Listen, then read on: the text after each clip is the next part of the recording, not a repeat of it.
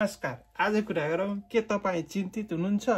मान्छेहरूले मलाई किन भ्यालु नै दिँदैनन्, फलानुलाई बढी भ्यालु दिन्छन्, अथवा इष्टमित्र दाजुभाइहरूले मलाई किन भ्यालु दिँदैनन्, अरूलाई दिन्छन् भनेर तपाईँ चिन्तित हुनुहुन्छ भने तपाईको चिन्ताको दूर म आज गर्न गइरहेको छु।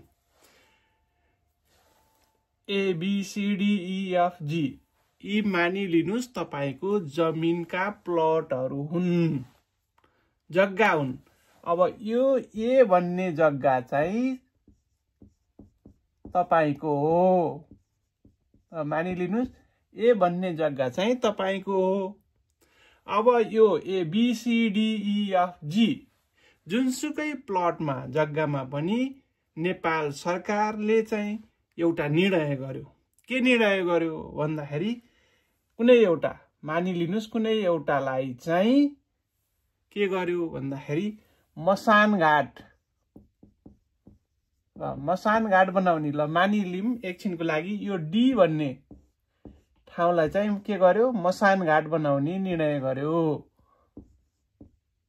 मसान घाट ल के गर्यो, यो डी भन्ने मैले यसरी गरेछु नि, यो डी भन्ने जग्गामा चाहिँ सरकारले मसान घाट बनाउने निर्णय गर्यो भने अब तपाईको यो जग्गाको मूल्य चाहिँ के हुन्छ होला? प्राइस ल भन्नुस् त, अप हुन्छ कि डाउन हुन्छ? तपाईको यो जग्गाको मूल्य चाहिँ अप होला कि डाउन होला, बढ्ला कि घट्ला? देयर इज नो डाउट, यसमा कुनै सन्देह छैन। यो तपाईको जग्गाको मूल्य घट्छ सरकारको एउटै निर्णयले। के निर्णयले? यो डी भन्ने प्लटमा चाहिँ मसान घाट बनाउने निर्णय गर्यो। अब यसको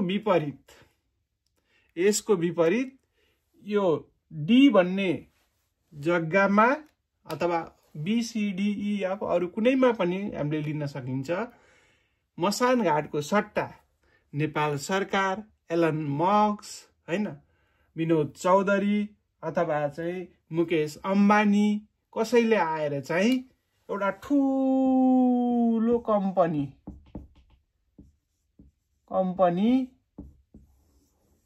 चाहिँ स्थापना गर्ने निर्णय गरे भने तपाईको यो जग्गाको मूल्य के होला?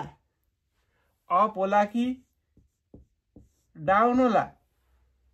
यसमा पनि सन्देह छैन, पक्कै पनि तपाईको मूल्य, यो जग्गाको मूल्य के हुन्छ? अप हुन्छ। अघि एउटा मसान घाट बनाउने निर्णयले के भयो? तपाईको जग्गाको मूल्य डाउन भएको थियो। अब त्यही ठाउँमा चाहिँ मसान घाटको सट्टामा एउटा ठुलो कम्पनी, नेपाल सरकार, विनोद चौधरी, एलन मस्क, हैन, त्यस्तै गरेर मुकेश अम्बानी कसैले चाहिँ खोल्ने निर्णय गर्यो भने तपाईको जग्गाको मूल्य के हुन्छ? 81 वात्तै बढ्दछ। अब हामीले यो बुझ्नुपर्ने कुरा के छ भने तपाईको वरिपरिको सर्कल कस्तो छ त्यसैमा चाहिँ तपाईको भ्यालु निर्माण हुन्छ, अथवा भ्यालु निर्माण, तपाईको भ्यालु त्यसमा निर्भर गर्दछ। तपाईले वरपरका साथी संगतहरु चाहिँ गजबको बनाउनु भयो, असल, इमानदार, योग्य, सक्षम बनाउनु भयो भने तपाईको भ्यालु बढ्छ।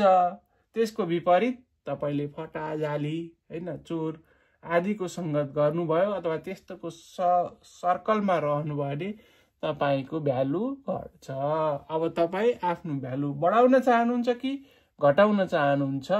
आफै निर्णय गर्नु होला है।